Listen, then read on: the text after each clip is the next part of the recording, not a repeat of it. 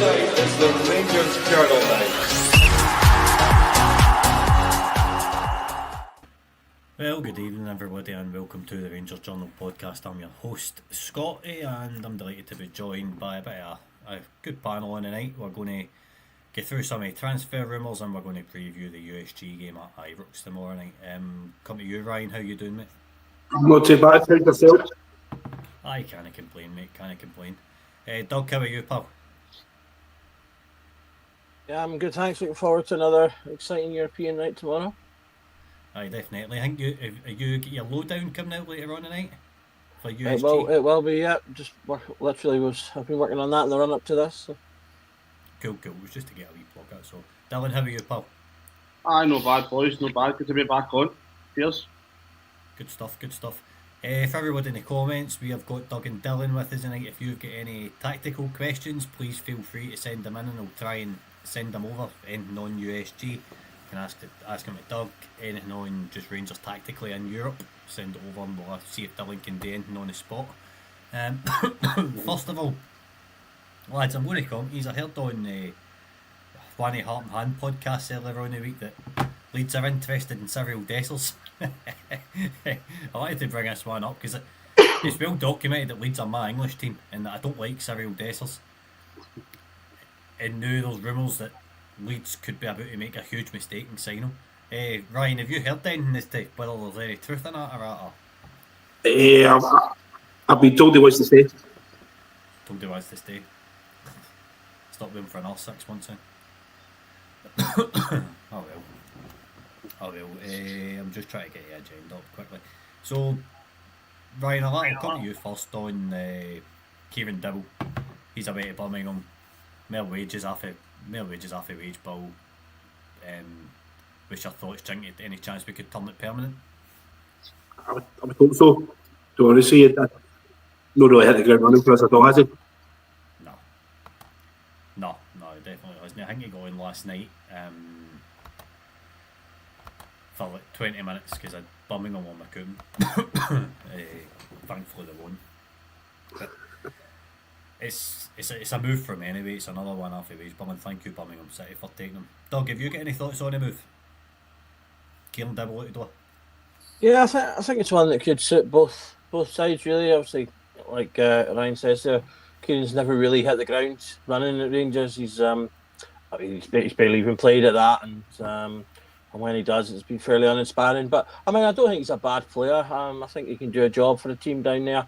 They've obviously already taken a couple of our players as well, and I know at least I'm not 100% on how Wright's been doing there, but I know definitely that Davies has been really popular down there and is performing well. So if he can do the same for them, then hopefully they can, as I say, take him off our hands permanently. And if they want to take anyone else, then if they've got three, why not make it four? Take a Matondo with you, let's just make them a Rangers B team. That's what I was about to say actually. If they take Tom Lawrence and Robbie Matondo, I'll buy a Birmingham tap for next season. I think we all would. Aye, 100%. Dylan, what about you, mate? Kieran Dibble's out the door. More space. Are you hoping to see maybe Bailey Rice taking his squad, his place in the squad? Yeah, 100%. So I think if Dibble goes down there, and I think he came a bit of reputation as well for Norwich, him and Cantwell. I think they rated him quite highly. I know a few people said it was quite a coup to get him for us, for the price we got him. And he just never really lived up to expectations. So, but I think technically he can be good on the ball if he's got time. But you know what the Scottish League's like, it's rough and tumble sometimes. So I think maybe down in League One will suit him a wee bit better. And hopefully he can go down there, play some nice football and get picked up for him. But on your point about Bailey Rice, I think it's a no-brainer. Depends if we bring in again Cameron, and does that stunt Bailey Rice's regression a little bit there? Does he get the minutes that Doyle would get? And you've also got Connor Barn there as well. So, me personally, I would start to bring like Bailey Rice, Curtis, and Lovelace into the team and giving them more minutes. Especially now because the sort of position we're in the league. So it's a perfect time to bed these young lads in. Aye, definitely. Dado Purso's Blue Boots has just come in saying Aston Villa fans are doing a bouncy. I think we're still 2-0 up over Celtic. Well, we were on talking about Rangers. Celtic are getting pumped. It's can't beat it. Can't beat it. Paul, how you doing, mate? So, Ryan, while we're talking about kind of Bailey Rice, what's your thoughts on him taking up Dill's place in the team and Finlay Curtis signing a new contract? Obviously, we've well documented how much we want the young boys to come through. So we've got to remember that Rice was picked for Motherwell over Lennon. Remember, obviously, Rangers went and took one of the two. They took Rice. So we've got to get him in the team.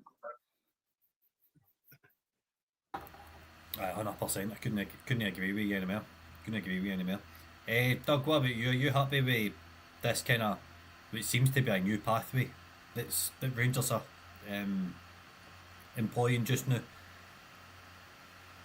Absolutely. I mean, it's like Ryan said, it's something that I think every Rangers fans wanted to see more of. So getting the opportunity to get some of these lads and some not just minutes, but proper minutes as well. You know, they came on for a good half of that game against Man United, and albeit that was emergency situations, but they came in and they acquitted themselves well.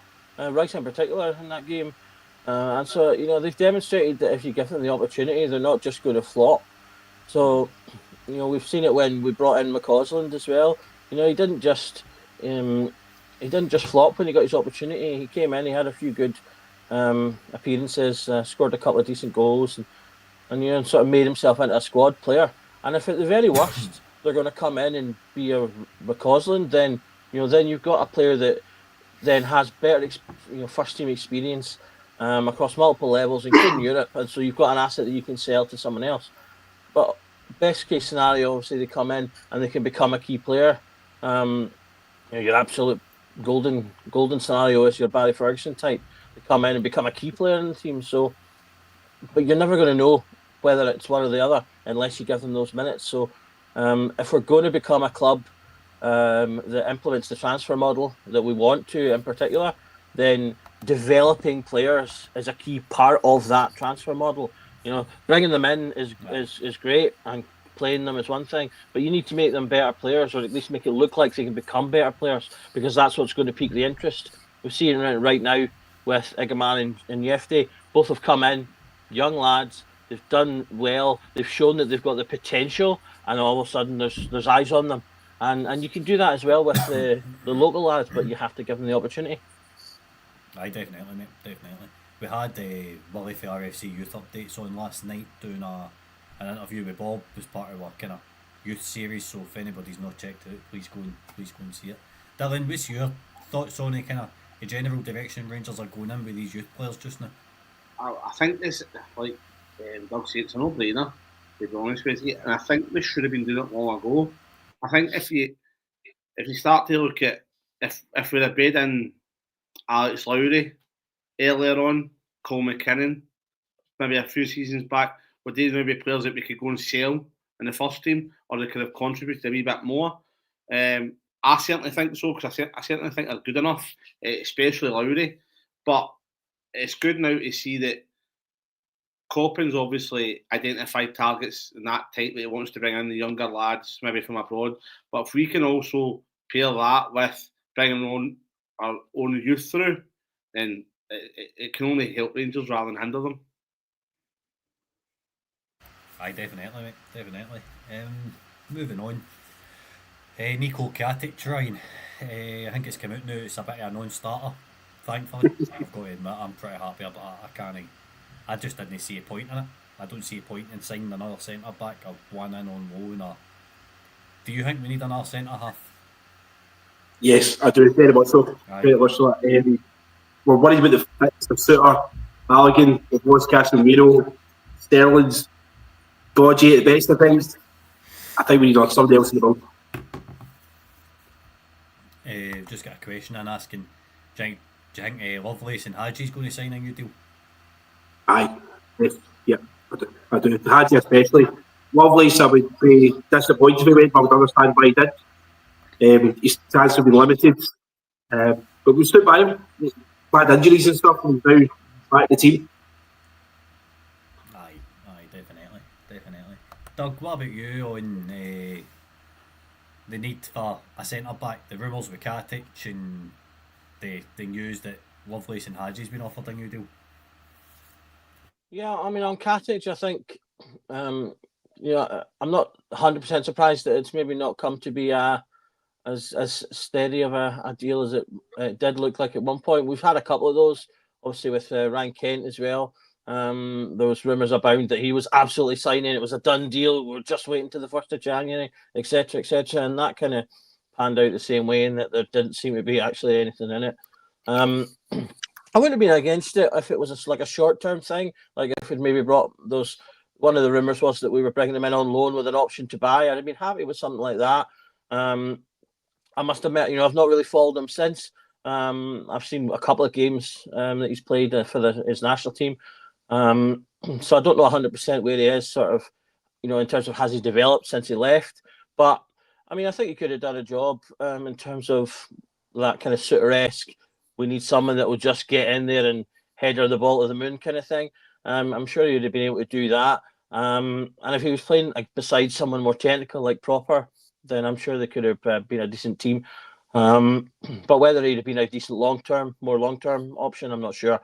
We've obviously, we've got a couple of youngsters in there as well, so would it have stifled minutes they'd have gotten in terms of Enciala, and obviously we just brought in Fernandez. But I agree with Ryan that I do think we still need at least one more option in terms of an experienced and quality centre-back. There's still, in terms of the long term, I don't know whether Proper is going to be here next year. There's a lot of people I think that are still aren't 100% convinced by him. Although I think he has been improving a lot in the last few weeks. And then there's just that ongoing voice in the back of my head about Suter, and I like Suter. I think he's a good centre back. I think he's a perfectly good starting centre back. But can we rely on him? Will he have another good run and then get injured again, sort of thing? And therefore, do we ultimately need to make a decision on him? In terms of the other two, Loveless, I'm not really sure how that'll go, to be honest. I have a feeling he's less likely to sign. Like I say, he's had his trouble while he's been here in terms of injuries. He's not really had a chance to play. But he is an exciting young player, so I'm all for that. And in terms of Hadji, I absolutely want him to sign. I'm a big Hadji fan, always have been, all through the whole the saga, the first half of the season. I was one of the people that was 100%. We need to be getting him in the team, and I think he's proven since he's been back that he has worked to the squad. He's got that little bit of vision that I think other players lack, that could help us. And I think with other more technical players around him, we've seen some of the better play that we can get attacking wise as well. So I still think with a couple of better players, you can get some really good stuff out of him. Dylan, where you are on Lovelace and Hadji? Do you want to tell them to sign on? Do you think they're going to sign on? Aye. I mean, I would love to keep the two of them.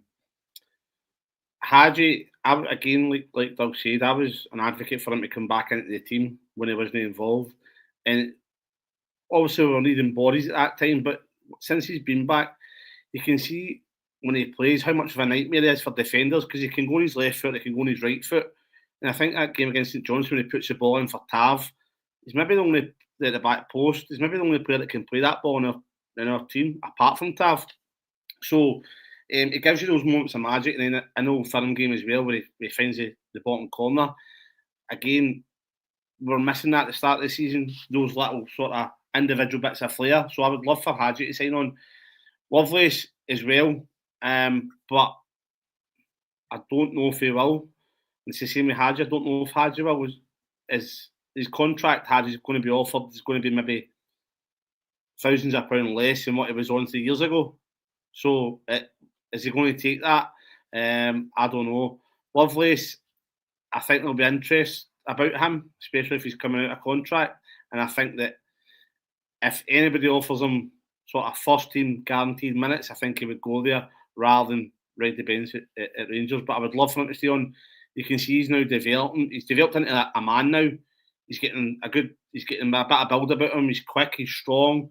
Another couple of years, does he end up like your Igamani? You're then putting on for millions. So I would like it, and that's what I would be saying if I was the manager I was in charge of his contracts, I would be saying, look, you're definitely going to be guaranteed minutes. How many minutes? I don't know.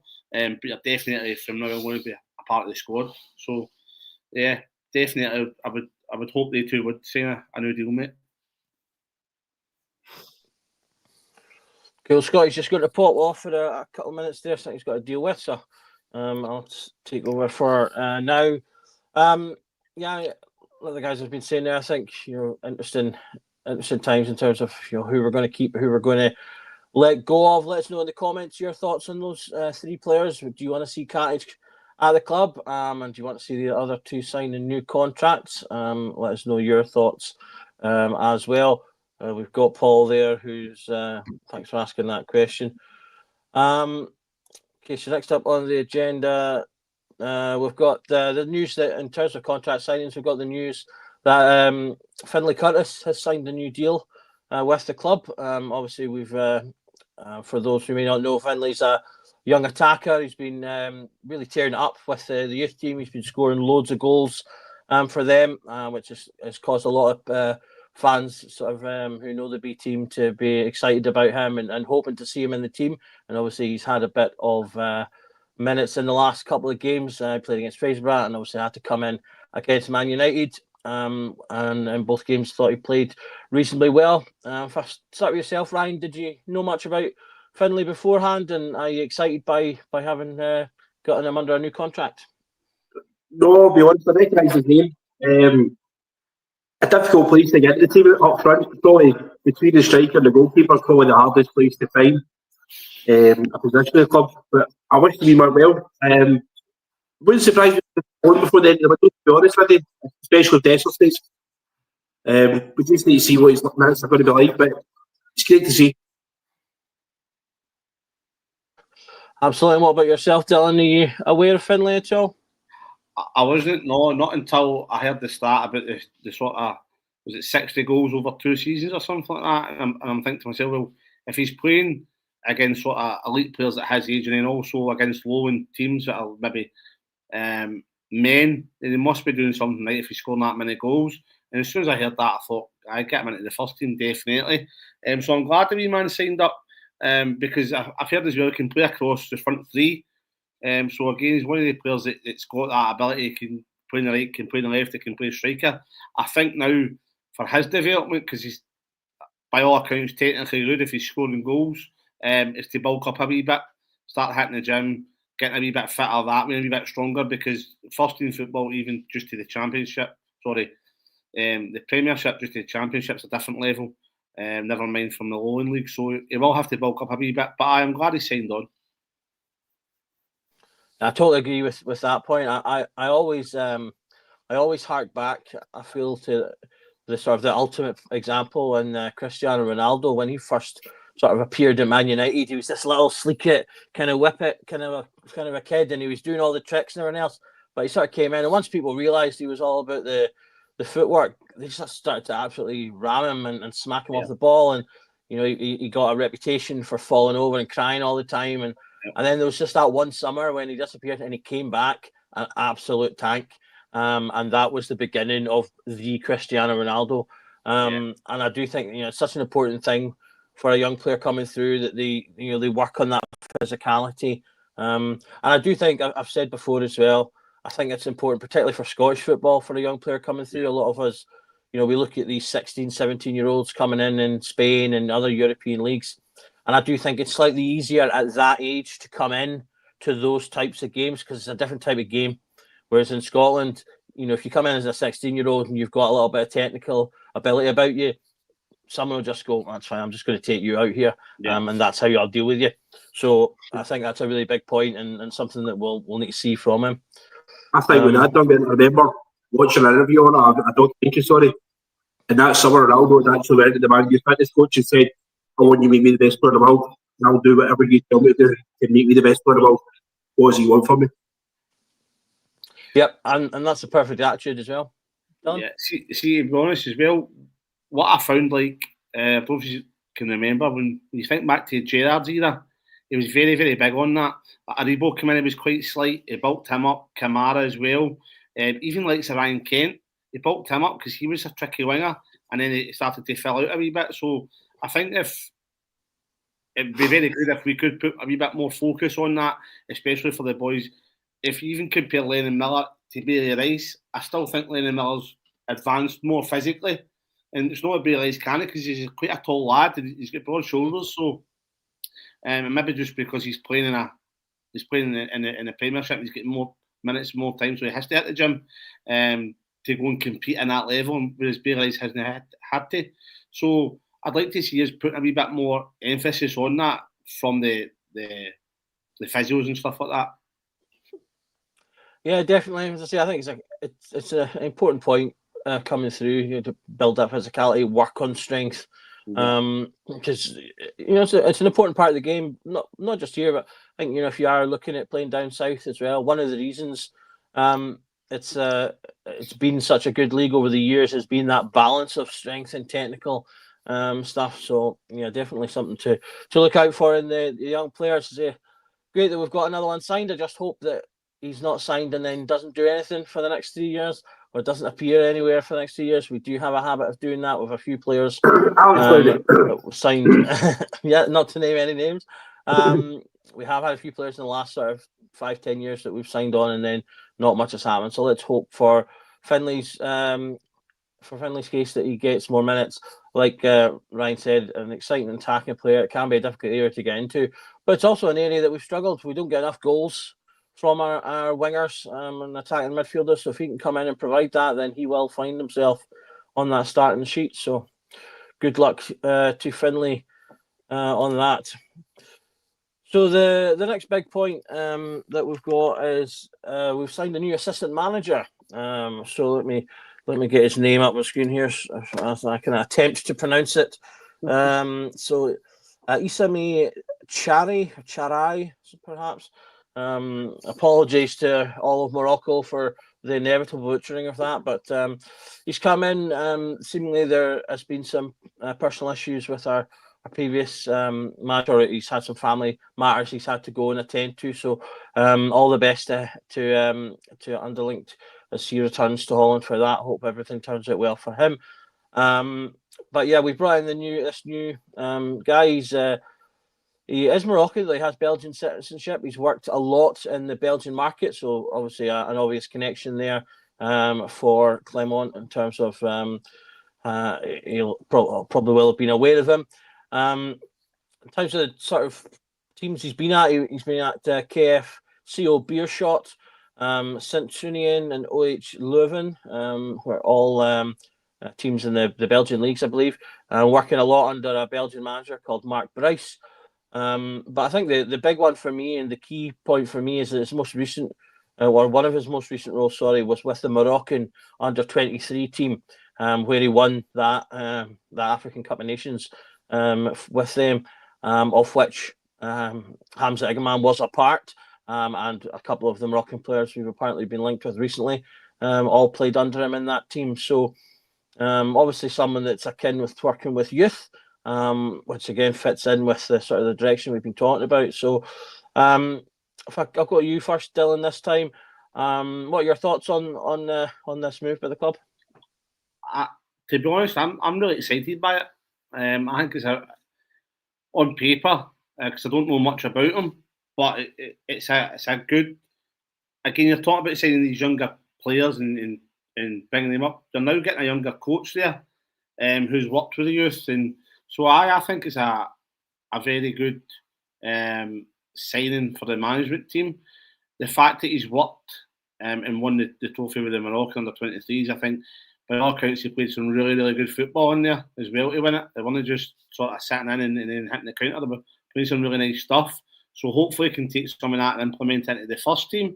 And then also he's got that knowledge of the market, of the Moroccan market, the Belgian market, which we don't really have much knowledge of.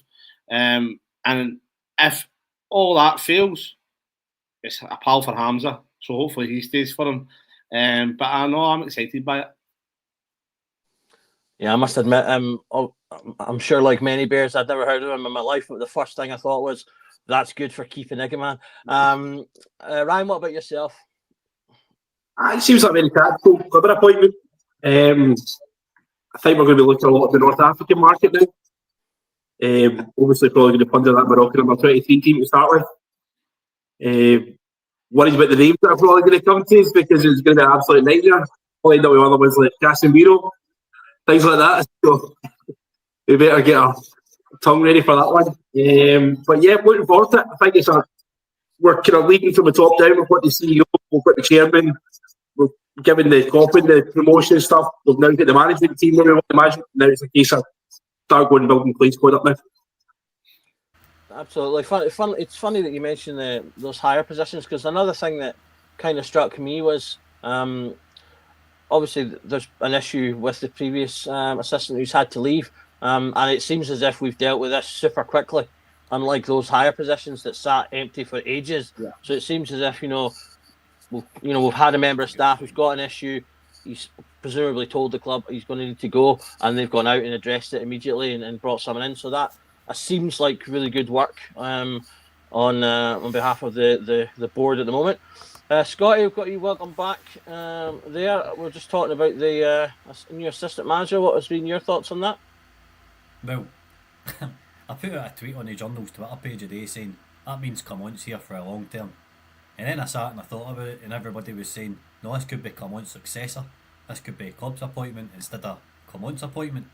So I've been at the opposite ends of Richter's here today. I've been sad one minute and happy next. Because I think Clement's staying, then I still think there's a chance he could go, which I'm kind of on the fence about now anyway, to be honest with you.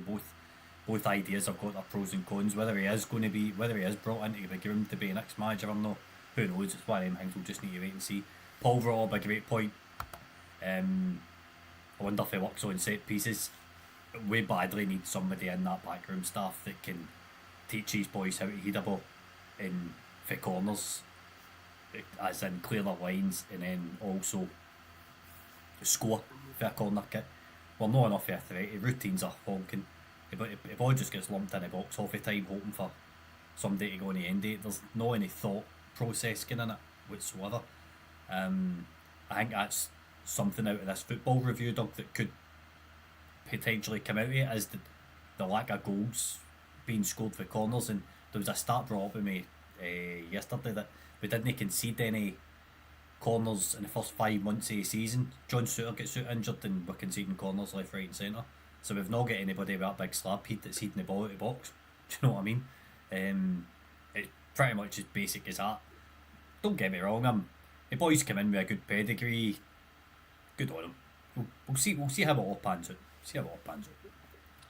Absolutely. I mean, I would probably agree with you in terms of the fact that he's worked so long in Belgium. To me, suggests that it's a Clement person or someone that he's potentially picked out.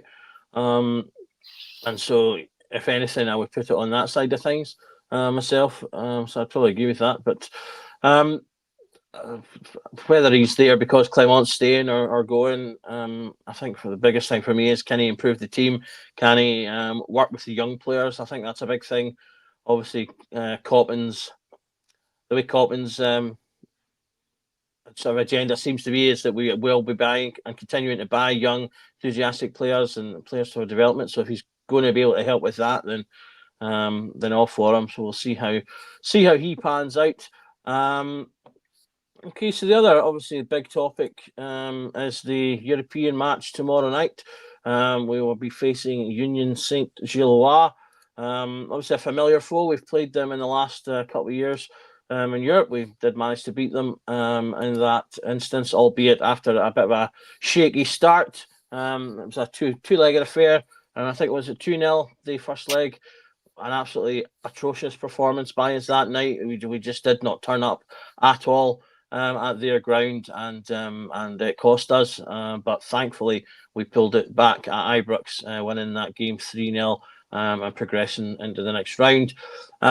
It's a big game. It's a game that we want to win to try and give us the best position in the league. Obviously, we've had it confirmed that we have qualified. We will be in the next section, but it's whether or not we will be Whether or not we can reach the top 8 and therefore bypass a round, which would obviously be the ultimate scenario. That is unlikely, but not impossible. We need, I think it's something in the region of 5 to 8 other games to all go our way for that to happen. There was a good post on Twitter from the guy that does all the permutations and things like that for Europe. And as I say, I think it's about 5 to 8 other games that would all need to go our way for that to happen, but not impossible. There's the most likely scenario, which is if we can win, we get a higher position, obviously, within that second grouping of teams. Therefore, we get seeded, which is better for having the home game second. And in terms of the draw, and then obviously this final scenario, if we draw or lose that game, we'll end up in the bottom half of that, so we would be unseeded and more likely to play at home first, which is generally viewed as the less positive sort of setup for that. So that's the kind of permutations that we're going into. Let's start with yourself, Ryan. How are you feeling going into this game? Are you confident that we can do the job and get a decent spot moving forward? I've got us down for a score draw at the moment. Just purely on squad and availability and injuries and what have you. If you'd asked me at 3 o'clock this afternoon, I was told you were getting beat. By tomorrow morning, we'll be stuffing them 5-0. And by the time I get to the game, I'll be back to the kind of. So, at this exact moment in time, for a score draw. Okay, and Dylan, what about yourself? What I think the result will be tomorrow. Just how you're feeling in general at this point going into the game. I don't think it's as much of a gimme as what I hear a lot of people talk about. I think a lot of people are just brushing them away. If I have a look at the last sort of 3 games in Europe, when they beat Braga 2-1, we know Braga's a good football side. They play quick football. That was at home. They beat Nice 2-1. Again, that was at home. They beat 20 1-0. And they drew with Roma at home. So they're absolutely no mugs. They're in the same amount of points as us as well in the league. I think they're just below, just above us. I think if we play to the level we can in Europe, we start fast and we go after them, I think we'll be absolutely fine. But the formations as well, the last 3 games have changed the formation they play. I think against a 80-20, they play with 5 at the back and a 4-1-1. And in their home games, they play with a 4-3-3 and a 4-1-2-3. So you don't really know what you're going to come up against because they've changed it that much. So it could be a tricky tie, especially if we have centre halves out and if Tierney's not available, then it could be tricky. But I'm definitely, I think Rangers will win 2 or 3-1 if they attack it properly. And Scotty, what about yourself? How are you feeling going into this match? Well, I was getting ready to brush the Belgians off till I heard what these 2 guys are saying. I'm not brushing them off anymore. They've been getting good results in it. Don't get me wrong, they beat Nice, we pumped Nice, but I think I'm confident enough to getting a victory. I wish it wasn't such as big a swing in terms of that top 8 position, which goes to show you that last minute defeat of Man U is kind of come back to bite us in the backside a wee bit. Just win a match, get more money in and see where it ends up. As long as you win first, concentrate the rest of the other stuff after it. But I think you're looking at maybe try and finish top 10 or something instead of top 8, and then it's a respectable kind of league finish. But we're already qualified anyway, so just go and get a win, Doug. Absolutely. I mean, I said from the beginning of the tournament, I pinpointed this as being a key game, being our last match, being a home game and a winnable tie. But I have to say my confidence has dropped slightly because they've been so good in the tournament thus far. As Dylan said, they're currently sitting 15th, which is just behind us. We're 13th right now.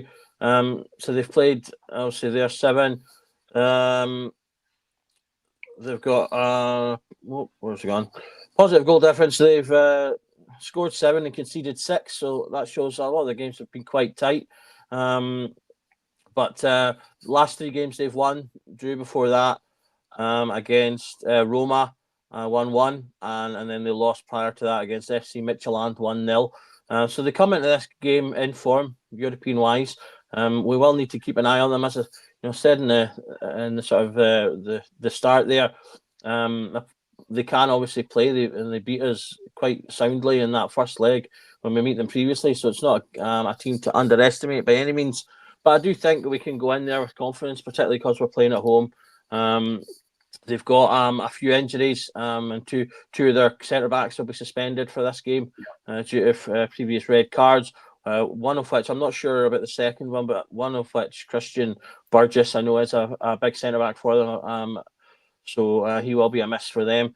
So they have a couple of players out also, but they've just beaten Beershot 4-0 very comfortably in their last league match as well. So they're coming in with 4 games on the trot in all competitions with wins. So they'll come in confident, I'm sure.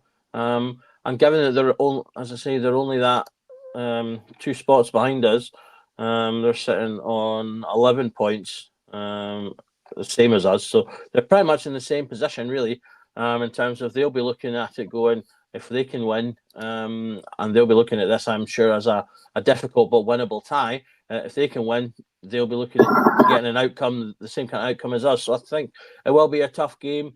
Like you say, Ryan, we've got a few players out, so the choice of the team could be interesting. Are there any particular players, Ryan, that you think will be key for this match going into it? I think we've got to start with Danilo, Egerman and Dexter. I think we've got to start through them. I think we've got to be concentrating goals. Is Cherry available? Train today. Yeah, not 100%. He has been seen in training, so that's hopefully a good sign, but I don't think we'll find out till tomorrow. So does Suter, apparently. I think Suter was in training today as well. Yeah, he was seen in the gear. Yeah. I'd like to see Cherry from the bench at least. Positive. It's a difficult one. Who's going to play centre half? Robert starts, that's definitely. Halligan, see available. It's difficult. What about yourself, Dylan? Do you think any key players or positions that you think will turn out to be important tomorrow? I think the backline's a massive worry. We've seen sort of Tav move in and Ridvan come over to right back. I don't particularly think he's very good on the right hand side. Do you see Leon King coming next to Proper and Tav stays at right back? I know somebody mentioned putting Barnett right back, but then don't really have any midfielders that can come on if one of them gets injured or sent off. So it's a tricky one, the back line. I think up top you start with Dessers and Egerman. And I think as long as they can get us up the park and take their chances, and obviously it goes without saying that we should win the game. But I think the centre halves options at centre halves are a real worry for me. Yeah.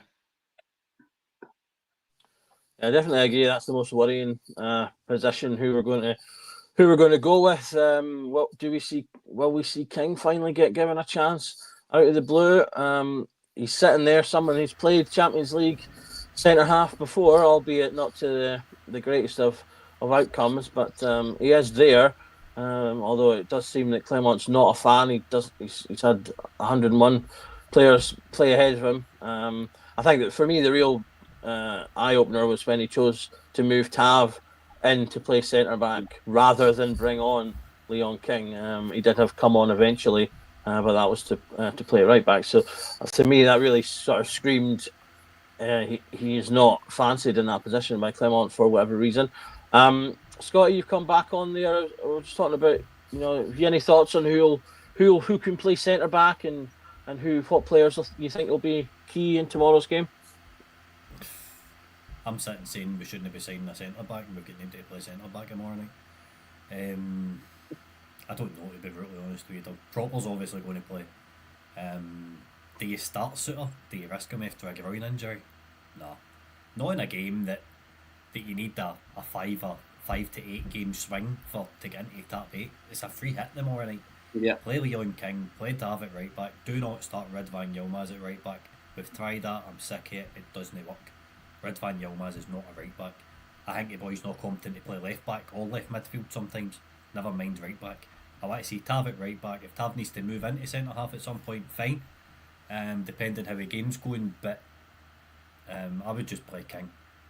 Balogun might be available, but it's really difficult to say, isn't it? Who's going to play? Probably I would maybe think we're going to go with Proper and Balogun. Clement's not giving away his press every day, so it's difficult to tell. But I would just put King in if there's no any other centre backs. Play King, put Tav at right back, and then Jeff Day or Yilmaz at left back for me. We obviously super Jack Butland on goal. Yeah, I agree that Balogun would be the obvious choice if he's fit enough to play. Definitely having him in. At the end of the day, I think something that's been talked about before is if you've got someone that's on the bench, they can only maybe take half an hour, 45 minutes, then start with them for that half an hour, 45 minutes and take them off, rather than what Clement seems to tend to do, which is to hold them back and play them later, because you never know where you'll be later on in the game. And you might be bringing someone on when we need to chase a game and they're going to have to push that extra bit and maybe they injure themselves more. Whereas, you bring in your best players at the start, get yourself in a good position, and then maybe you can sub them off later. And that, particularly for players coming back from injury, I think that could be useful. Paul said in the comments there, I think in response to your point, Ryan, that we have Rice who could come off the bench into midfield. And play, which is definitely an option. If, say for example, you filled a Baron back or something like that, it could be another game for them to get minutes. Obviously, Ibrox with the crowd behind them, to get a bit of a cheer and a bit of confidence in that way. I do think the centre back position is the as I say the biggest worry. Hopefully, Balogun is going to be fit enough. That's kind of where I am. In terms of that, hoping that Balogun is going to be fit enough to start, and then kind of going from there. I don't really know. I don't know what the situation is with Sterling, whether he's I don't know, he's been niggling. It's like everyone's the same, kind of just going, I'm not 100%. He's had this niggling injury for a little bit now. He's been, I think, meant to be back in the last week or two, but whether that's starting, I don't know. That kind of sums up Dusan Sterling for me nowadays. He just never seems to be quite there. But, so hopefully we can win the game, as I say, confident, and that the rest of the team can do something. The Essex is on a bit of a hot streak at the moment, so like I said, we potentially start with him, with Igaman supporting him. I think there's legs to that combo. Obviously, assuming Dessers is still there, which at this point I imagine he will be, but we'll see what happens in that regard. Need a game at Bazrami tomorrow night. Absolutely. We had a pod recently talking about Bazrami. If you haven't seen that, guys, you can find that on the channel. Spoke with Redian, our resident Albanian expert, about Bazrami. He's really kind of drifted out the team in terms of presence. When I say drifted out the team, I think recently, and we do need to see a bigger game. I was hoping to see a bit of a game from him against Dundee United, but again, he was kind of quiet, but he did have his moments. Have you been worried about how he's been, Ryan, recently? I don't see a player that, to be honest with you. Doesn't do enough for me, not hard enough working. Okay, what about yourself, Dylan? Where are you sitting with Bazrami? I actually think we saw sort of his best football when he was playing on the left, out of position. I don't know if it's maybe just because he had just arrived at the club, but and then he started to peter off a wee bit, and everybody says, well, playing his correct position. Since he's played there, I don't really think he's done much. I think he could work harder, and I think he could impact the game a lot more.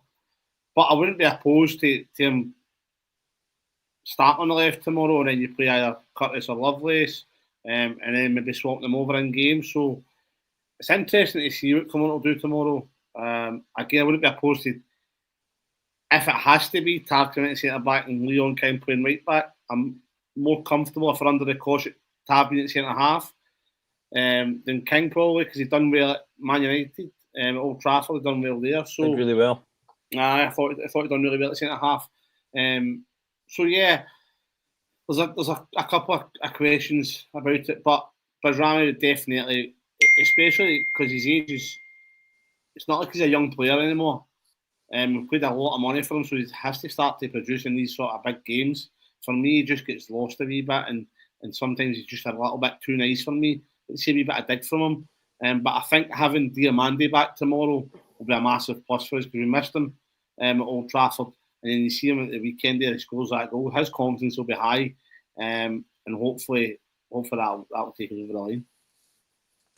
He's been for me recently. He's kind of been a little bit Aribo-ish, in that like I feel like Aribo could drift out of games and be quiet, but then have like big moments or important moments against Dundee United.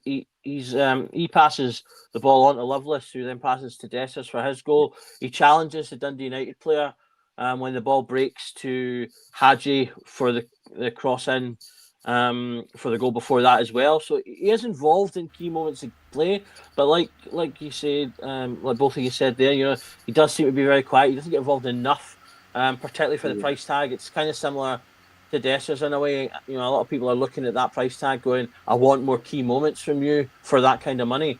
Dessers has been a good player in terms of he scored plenty of good goals, but it's the key moments that we've been concerned about.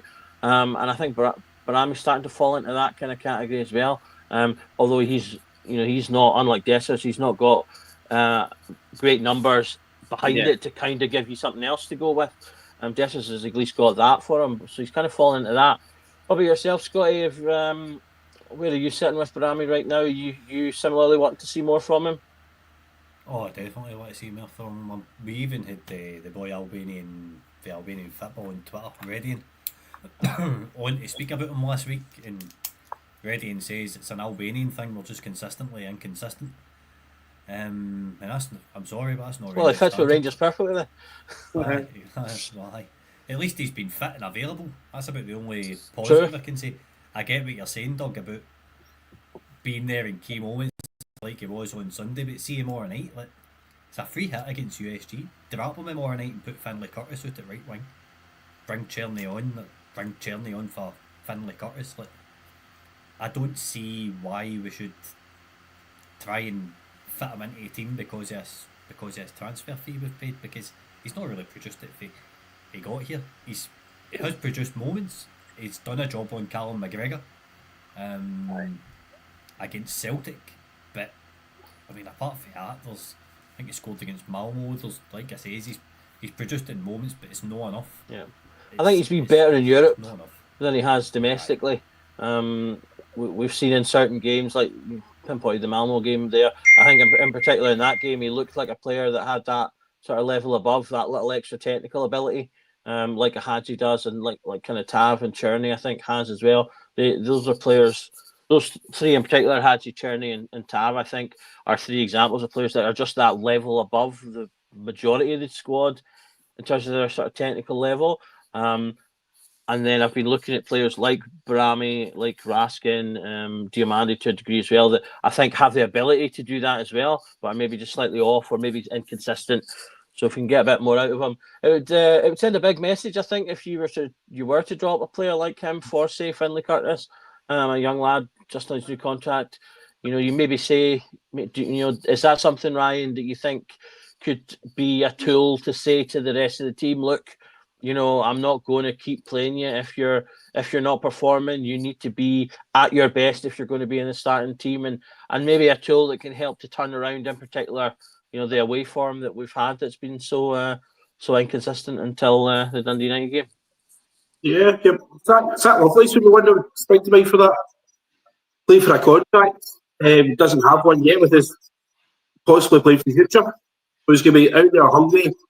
He looks far more physically developed than Curtis as well, probably more suited for the United States. So if I was going to start one of the two, it would be lovely.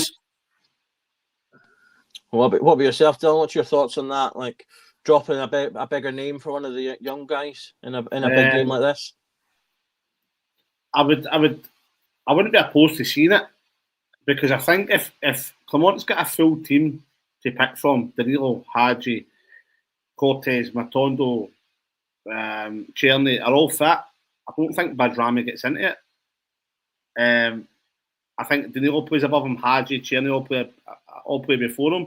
So obviously Cortez and Matondo are just because they're in the squad included in there. They don't play before them, but I would certainly be more inclined if I'm the manager to give the chance to one of the younger boys. But Scott is saying it's a free hit, but would you be happy the more if Rangers walked away with a loss? I wouldn't be. I know that because spending my night to go and watch it and we don't turn up. I wouldn't be very happy. I don't think Clermont would treat it that way either. But for us, we know it is a free hit technically because we're already qualified. So I can't see him leaving out Bajrami because of that. I think Clermont rates him, and because he's paid that much for him, he sort of has to play him, and especially because we're down players, he's going to have to play him even more. I wouldn't be opposed to seeing him in the 10 and then having Curtis and Lovelace on both flanks, but then you have to leave out Dessers or Rigaman. So I don't see him doing that. I think Bajrami will play in the left, which is more likely to come on to play Curtis because he plays in the right. Lovelace is more left. So, but knowing us, it'll probably be McCausland out there and everyone else will be different. So you can't pick his team, but I wouldn't be opposed to it, but I don't think he will. Yeah, no, I agree with you there. I think he'll go with the tried and tested, first and foremost. That rather than he's not or at least he doesn't seem like the type of manager to make the radical changes. I mean, I agree with you about. I don't see any fan that would be happy going away from this with a loss, particularly given how the domestic season is. We should be going for the absolute best outcome in the Europa League that we can, and winning this game is a tool to do that, to obviously get us hopefully higher in the league and thusly a better outcome for the knockout stages if that's where we're going to end up. Gordon White in the comments has suggested why can we not play Rice from the start. There's no reason we couldn't, Gordon. I just don't think that's likely. Again, from the point we've just said, he's not going to pick the radical option. And in those centre midfield positions, we've got players that are playing well. And Diomande, I think it was Paul, commented that he had a really good game against Dundee United. Obviously, Raskin has been one of, if not maybe our best player this season. So I just think in terms of Rice starting, it's a difficult moment for him to be getting into the team. But he could certainly come on. Ryan, you got a point you wanted to make on that? Possibly Sunday. Sorry? Sunday. Big game for me to start. Yeah, definitely. I think he's more likely to come on in a league game, perhaps resting someone. That's a good shout. Okay, I think we've touched on most of the agenda points tonight. Had a lot of good points there. Things to discuss with the signings and obviously a big game coming. So before we finish, I'll go around everybody and just get you to give us your thoughts on what the score will be tomorrow night, and in terms of the ongoing window and its advancing days, which position do you still want us to see make a signing in? So prediction for tomorrow, and which position do you want us to still sign? So start off with yourself, Ryan. 3-2. Dessers last month. I would very much like us to see it up at half. Love a last minute goal. Yeah. And yourself, Dylan? I said earlier on, I think it'll be 2. USG don't score many goals, you don't concede many goals either, so I think it'll be a 2-1 or a 3-1 to Rangers. It is. And the centre half needs strengthening. Maybe not right now as Suter comes back, but certainly if once Balogun goes in the summer, we definitely need to bring another one in. The centre half. Okay. And finally, Scotty? For me, we're going for 2-0 Rangers, Igaman double, and I still want us to go out and sign Lawrence Shankland. Doug. Still want a striker in. I'm never going to be off a Shankland bandwagon. I'm still here. I'm still banging my drum. I still want it to happen. Shankland, Rangers number 9. We're doing it. Okay. I'm kidding on. No, we need a winger. Back on that Need a one. winger in. I agree with you in terms of the position I'd like to see. I still want to see And more. Shankland, I thought I needed somebody to agree with me. Cheers, mate. I agree. We still need some more creative forwards. Left wing in particular is an ongoing issue with the injuries and things like that. So perhaps someone coming in there. Score prediction: I'm going to say 2-1. Paul in the comments there has gone for 2-0. Igaman and Dessers. I'll go with them for scores as well. I do think it'll be a tough game, though, so I'm going to say 2-1 for that. Okay, so with that, I just want to thank everybody for tuning in in the comments. Thanks for giving us your thoughts on the agenda as we've gone through it tonight. Obviously, the videos are always the better for the comments you guys make. So I thank the guys for being on the panel, Ryan, Dylan, and of course Scotty, for your thoughts. Really good conversation on some of the players in particular, I think, tonight. Obviously, we'll have ongoing content for the rest of the week, guys, so do keep tuning in to Rangers Journal for your Rangers info and commentary.